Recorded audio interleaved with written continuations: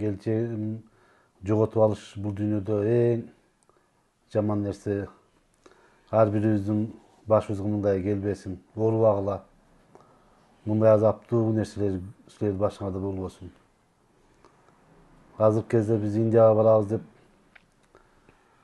барабыз десек, акча жөнүндө бир аз кыйналып атабыз. Ырайымдуу Кыргызстан элим, бир аз болсо да жардам берсеңер, биз Индияга барып операция кылып, аялым балдарымдын алдына күлүп жайнап келсин, элдери кошулсун, ден соолугу жакшы болуп, дагы мугалим болуп, балдарды окутсун. Азыркы кезде Индияга барыш үчүн көп акча талап кылат экен. Мен колуман келгенче сата турган нерсени сатып, саткан чакта дагы жетпейт экен да азырынчачы. Бизден үмүт эми бир эле жетпегенге кайрымдуу элим аз маз жардам берсе деген оюбуз бар.